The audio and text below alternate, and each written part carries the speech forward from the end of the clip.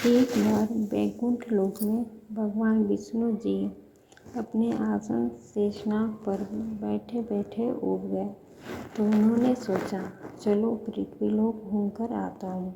वैसे भी कई साल बीत गए थे धरती पर गए, इसलिए वो फटाफट अपनी यात्रा की तैयारी करने लगे। विष्णु जी को तैयार होता देखकर लक्ष्मी उनसे पूछी, आज सुबह सुबह कहाँ जाने की तैयारी हो रही है स्वामी? विष्णु जी ने कहा, हे प्रिय, मैं पृथ्वी लोक पर घूमने जा रहा हूँ। तो कुछ सोचकर लक्ष्मी ने कहा, हे भगवान, क्या मैं भी आपके साथ पृथ्वी लोक आ सकती हूँ? विष्णु जी ने 2 पल सोचा, फिर कहा, एक शर्त पर तुम मेरे साथ चल सकती हो। तुम पृथ्वी पर पहुंचकर उत्तर दिशा की ओर नहीं देखोगी। लक्ष्मी जी के मन में आया कि प्रभु ऐसी शर्त क्यों रख रहे हैं, लेकिन ज़्यादा प्रश्न करने पर वो नाराज़ होकर उन्हें ले जाने से कहीं मना न कर दें। इसलिए लक्ष्मी जी ने कहा, उन्हें हाँ कर अपनी बात मनवा ली और सुबह सुबह माँ लक्ष्मी और भगवान विष्णु धरती पर पहुँच गए। तब सूर्योदय हो रहा था। रात बरसात होकर हटी थी। चारों ओर हरियाली ही हरियाली थी। उस समय चारों ओर बहुत शांति थी और धरती बहुत ही सुंदर दिख रही थी।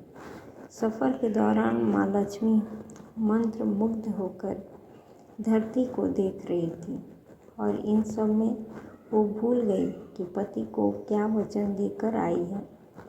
लक्ष्मी जी चारों ओर देखते देखते कब उत्तर दिशा की ओर देखने लगी, पता ही नहीं चला।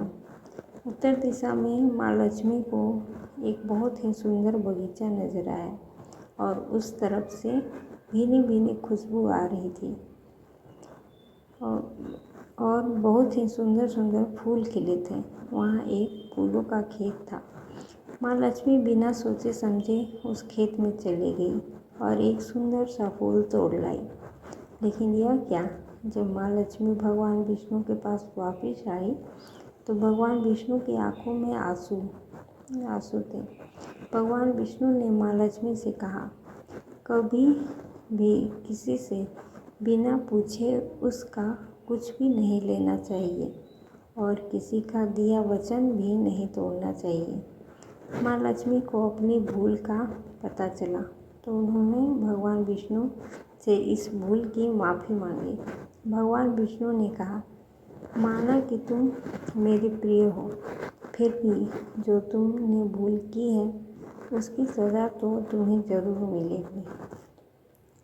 जिस माली के खेत से तुमने बिना पूछे फूल तोड़ा है, जो कि एक प्रकार की चोरी ही है, इसलिए अब तुम 3 साल तक माली के घर नौकर बनकर रहो। उसके बाद मैं तुम्हें वैकुंठ में वापस बुलाऊंगा। माँ लक्ष्मी ने चुपचाप सिर झुकाकर हाँ कर दी।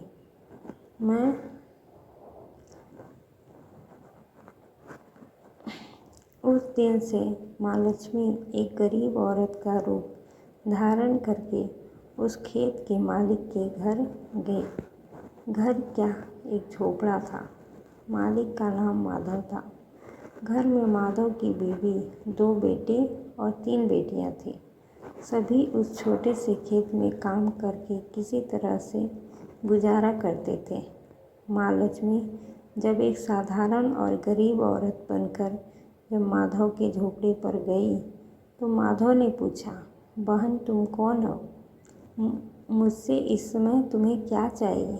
तब माँ लक्ष्मी ने कहा, मैं एक गरीब औरत हूँ। मेरी देखभाल करने वाला कोई नहीं। मैंने कई दिनों से खाना भी नहीं खाया। मुझे कोई भी काम दे दो, इसके बदले मैं तुम्हारे घर का काम भी कर दिया करूँगी। बस मुझे अपने घर में एक कोने में आसरा दे देना। माधव गरीब जरूर था, किंतु बहुत ही अच्छे दिल का मालिक था। उसे दया आ गई। लेकिन उसने कहा, बहन, मैं तो बहुत ही गरीब हूँ। मेरी कमाई से मेरे घर का खर्च मुश्किल से चलता है। अगर मेरी 3 की जगह 4 बेटियाँ होती तो भी मैंने गुजारा करना था। और तुम मेरी बेटी बनकर जैसा रूखा सूखा हम खाते हैं उसमें खुश रह सकती हो तो अंदर आ जाओ। माधव ने माँ लक्ष्मी को अपने झोपड़े में शरण दे दी।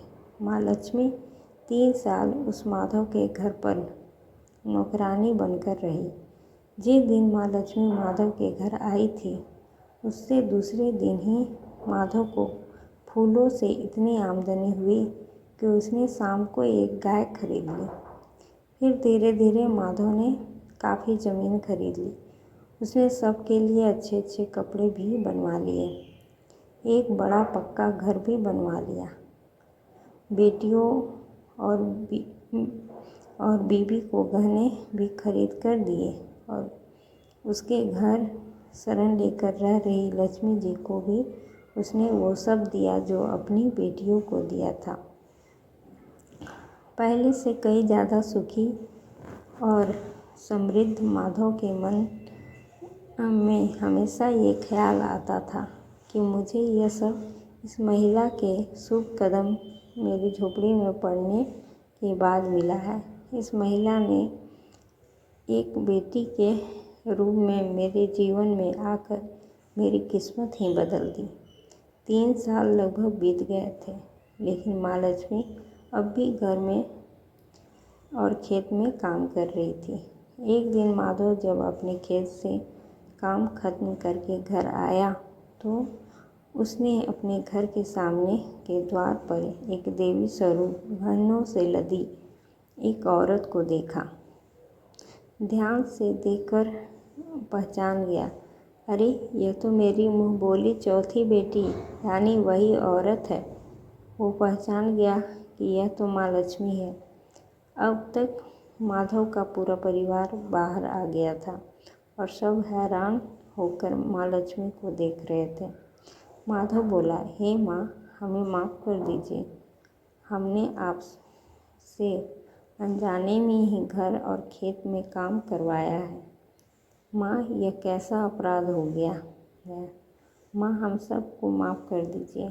माँ लक्ष्मी मुस्कुराई और बोली, हे माधव, तुम बहुत ही अच्छे और दयालु व्यक्ति हो। तुमने मुझे अपनी बेटी की तरह से रखा, अपने परिवार के सदस्य की तरह से मान लिया। इसके बदले मैं तुम्हें वरदान देती हूँ कि तुम्हारे पास कभी भी खुशियों और धन की कमी नहीं होगी। तुम्हें वो सारे सुख मिलेंगे जिसके तुम हकदार हो। फिर माँ अपने स्वामी के द्वारा भेजे रथ में बैठकर बैकुंठ चले गए। धन्यवाद। अगर ये कहानी आपको अच्छी लगी हो तो लाइक और सब्सक्राइब करें। धन्यवाद।